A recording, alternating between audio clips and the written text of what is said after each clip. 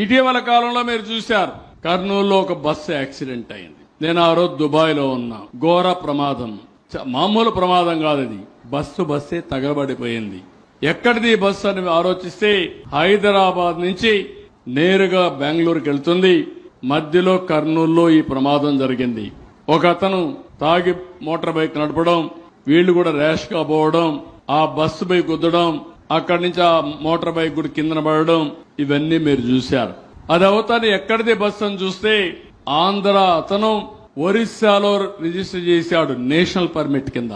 అక్కడి నుంచి వాళ్ళు కావాలని ఆపరేషన్ బయటనే చేస్తున్నారు. కానీ ఇన్సిడెంట్ మన దగ్గర జరిగితే మనం అన్ని జాగ్రత్తలు తీసుకున్నాం. దానిపైన మన దగ్గర రిజిస్ట్రేషన్ చేశారని ఫేక్ న్యూస్ పెట్టారు. ఫేక్ న్యూస్ పెడితే కాదని వాస్తవాలు మనం చెప్పాం. ఆ తర్వాత అక్కడ తాగిన వాడు బెల్ట్ షాప్ లో నుంచి తాగాడని దానికి ఒక ఇది పెట్టి ఈ బెల్ట్ షాప్ వల్ల జరిగిందంటే ఎప్పుడు అతను తాగాడు, ఏ షాప్ లో తీసుకున్నాడు, టైంతో సహా వీడియో తీసి పెట్టాం. అంటే ఫేక్ ఫెలోస్ ఏమనాలి, ఎట్లా పట్టుకోవాలని అడుగుతున్న ఇది ఒక సంఘటన. అంటే ఒక ఫేక్ ఫెలో ఏదంటే అది పెడతా ఉంటే అది అవాస్తవం అని చెప్పి ప్రతిరోజు మనం చెప్పుకునే పరిస్థితి వస్తే ఎక్కడికి పోతున్నాం అని అడుగుతున్నా. మొన్ననే నేను అడుగుతున్నా, నేను ఎట్టి పరిస్థితుల్లో రేపో ఎల్లుండో కేంద్రానికి కూడా ఒక లెటర్ రాయబోతున్నా.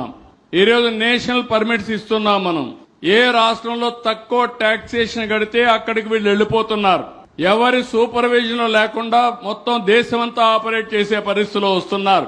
బ్రేక్స్ కరెక్ట్ గా ఉన్నాయా, డ్రైవర్ కరెక్ట్ గా పనిచేస్తాడా, లేకుంటే తాగకుండా ఉంటాడా, ఇవన్నీ చూడకుండా ప్రజల సేఫ్టీ గుర్తుపెట్టుకోకుండా ఈ పర్మిట్స్ ఇస్తున్నాం. దీన్ని ప్రక్షాళన చేయమని ఒక లెటర్ రాస్తున్నాను.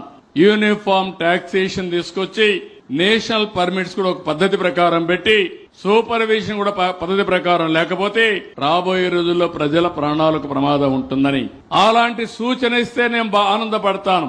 కానీ శవ రాజకీయాలు చేస్తే మాత్రం కబద్దార్ జాగ్రత్తగా ఉండమని మరొకసారి ఈ ప్లాట్ఫామ్ నుంచి హెచ్చరిక చేస్తున్నా.